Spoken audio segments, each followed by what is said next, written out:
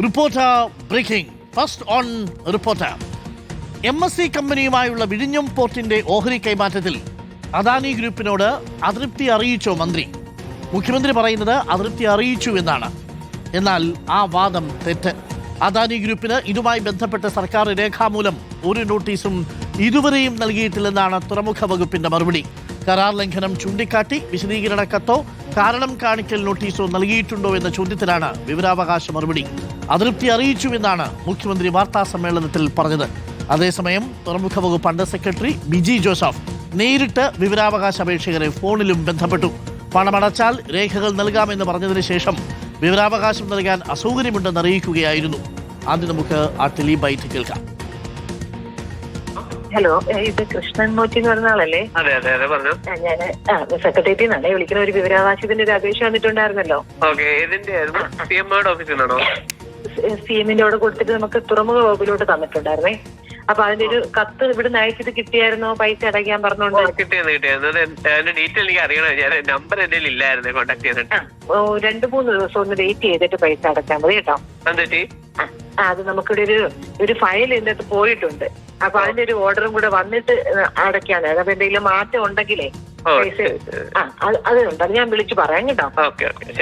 ശരി ശരി. എന്താണ് മുഖ്യമന്ത്രി പറഞ്ഞത് എന്നത് ഒന്ന് കേട്ടുവരാം. MSC ഗ്രൂപ്പ് 49% ഓഹരി എടുക്കും. അടുത്ത വാചകം കേട്ടോളാം. LDF സർക്കാരിന്റെ ദീർഘവീക്ഷണത്തിന്റെ വിജയമാണ് വിദേശ നിക്ഷേപം. ഞാൻ എന്താ മറുപടി പറയേണ്ടത്? എന്നിട്ട് പിന്നെ അങ്ങോട്ട് മാറിയിട്ട് ഇത് കടൽ കൊള്ള, സതീശൻ, അദാനി, എന്താണ് കേരളത്തിൽ നടക്കുന്നത്? എന്തൊക്കെയായിരുന്നു ഈ ഓഹരി കൈമാറ്റത്തിൽ അദ്ദേഹത്തിന് പങ്കുണ്ട്? എനിക്ക് കിട്ടിയ മറ്റേ കമ്മീഷൻ വരെ പറഞ്ഞു ഒരു മാധ്യമം 13,000 കോടിയുടെ കണക്കാക്കിയിട്ട് 2% കണക്കാക്കിയിട്ട് എനിക്ക് അവര് സെബിക്ക് കത്തയച്ചു.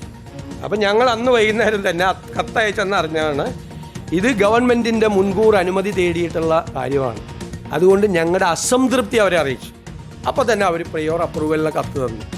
അവിടെ കത്ത് തന്നു. ഇനി ഞാൻ നിങ്ങളോടൊരു കാര്യം കൂടി പറയാം. ഈ കൺസെഷൻ എഗ്രിമെൻറ്റിൽ ഇപ്പോൾ പറഞ്ഞല്ലോ മോണോപോളി വരും. ഈ കൺസെഷൻ എഗ്രിമെൻറ്റ് പോലും ഒന്ന് വായിച്ചു നോക്കാതെയാണ് പ്രതിപക്ഷ നേതാവ് നിയമസഭയിൽ പ്രസംഗിച്ചത്. മുഖ്യമന്ത്രി VD സതീശൻ പറഞ്ഞത് അതൃപ്തി അറിയിച്ചു എന്നാണ്. എന്നാൽ അതൃപ്തി അറിയിച്ചിട്ടില്ല എന്നുള്ളതാണ് ഇപ്പോൾ പുറത്തു വരുന്ന വിവരം. വിവരാവകാശ രേഖ പ്രകാരം അങ്ങനെ ഒരു കത്ത് അദാനി ഗ്രൂപ്പിന് MSCക്ക് അയച്ചിട്ടില്ല എന്നുള്ള വിവരമാണ് ഇപ്പോൾ വരുന്നത്. അഖിലുണ്ട്, ഒപ്പം TV പ്രസാദും. ആദ്യം അഖിലിലേക്ക് പോകുന്നു. അഖിൽ, നമുക്ക് ലഭിച്ചിരിക്കുന്ന വിവരാവകാശത്തിൽ എന്താണ് കൃത്യമായി പറയുന്നത്? മുഖ്യമന്ത്രി ഒരു സംശയവുമില്ലാതെ പറയുന്നു, ഞങ്ങൾ അത് ഈ വിവരം അറിഞ്ഞ നിമിഷം തന്നെ ഗവൺമെന്റിനെ ഇത് മുൻകൂട്ടി അറിയിക്കേണ്ടിയിരുന്നു എന്നുള്ള വിവരം അദാനി ഗ്രൂപ്പിനെ അറിയിച്ചു, അതൃപ്തി അറിയിച്ചു എന്നാണ് പറയുന്നത്.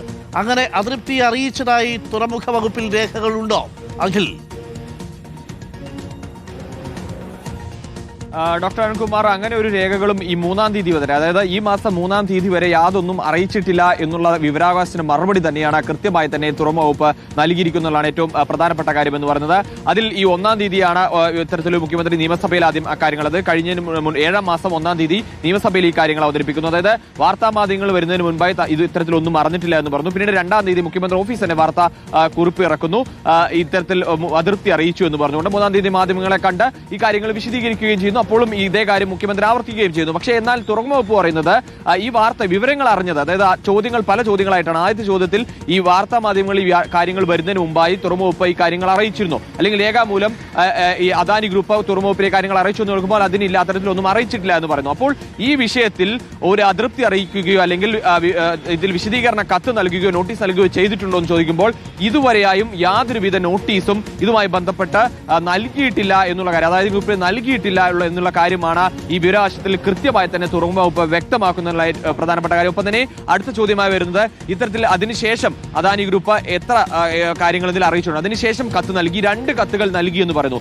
ഈ 2 കത്തുകൾ ആവശ്യപ്പെട്ടുകൊണ്ട് വീണ്ടും വിവരാവകാശം നൽകിയപ്പോഴാണ് ഈ അണ്ടർ സെക്രട്ടറി നേരിട്ട്, അതായത് ഔദ്യോഗികമായി ഇതിന് രേഖകൾ വരികയാണ് ചെയ്യുക. ആദ്യം ഒരു രേഖാമൂലം ഒരു കത്ത് വന്നു, അതിലാണ് 99 രൂപ അടച്ചു കഴിഞ്ഞാൽ നിങ്ങൾക്ക് ഇതിന് വിവരങ്ങൾ നൽകാമെന്ന് പറഞ്ഞ കത്ത് വരുന്നത്. അതാണ് അണ്ടർ സെക്രട്ടറി പിന്നീട് വിളിച്ച് ചോദിക്കുന്നത്, നിങ്ങൾക്ക് ഇത്തരത്തിലൊരു കത്ത് ലഭിച്ചിട്ടുണ്ടോ എന്ന കാര്യം ചോദിക്കുന്നത്. ചോദിക്കുന്നത്. അപ്പോൾ അപേക്ഷകൻ അതിന് ലഭിച്ചിട്ടുണ്ട് എന്ന് കൃത്യമായി മറുപടി നൽകുകയും ചെയ്യുന്നു. അതിനുശേഷമാണ് നിങ്ങൾ അങ്ങനെയാണെങ്കിൽ ഇപ്പോൾ പണം അടയ്ക്കേണ്ട, ഒരു കത്ത് മുകളിലേക്ക് പോയിട്ടുണ്ട്, ഒരു വിവരങ്ങൾ പോയിട്ടുണ്ട്, അതിന് ഓർഡർ കൂടി തിരികെ വന്ന ശേഷം ആ വിവരങ്ങൾ നൽകാൻ ഞങ്ങൾ പറഞ്ഞ ശേഷം പണം അടച്ചാൽ മതി എന്ന്. അതായത് ഔദ്യോഗികമായിട്ട് ഒരു മറുപടി വരുന്നു. അതിനുശേഷം അനൌദ്യോഗികമായി അണ്ടർ സെക്രട്ടറി ഫോണിൽ ബന്ധപ്പെടുന്നു, ഇപ്പോൾ പണം അടയ്ക്കേണ്ട എന്ന് പറഞ്ഞു. പിന്നീട് ഈ ദിവസങ്ങൾക്ക് ശേഷം, അതായത് ഈ കോൾ സംഭാഷണം വരുന്നത് 7-ാം തീയതി, അത് ഈ മാസം 7-ാം തീയതിയാണ്. പിന്നീട് 13-ാം തീയതി ഒരു കത്ത് വരുന്നത്, നിങ്ങൾക്ക് വിവരാശ രേഖ മൂലം സമർപ്പിച്ച കാര്യങ്ങളിൽ നൽകാൻ കഴിയില്ല എന്നൊരു മറുപടി. അത് ആദ്യഘട്ടത്തിൽ 99 രൂപ അടയ്ക്കാൻ പറയുന്നു, പിന്നീട് അണ്ടർ സെക്രട്ടറി വിളിച്ചൊന്ന് വെയിറ്റ് ചെയ്യാൻ പറയുന്നു, പിന്നീട് അത് പെട്ടെന്ന് തന്നെ അത് മാറി പറഞ്ഞു 13-ാം തീയതി നിങ്ങൾക്ക് ഇത് നൽകാൻ കഴിയില്ല എന്ന് പറഞ്ഞുള്ള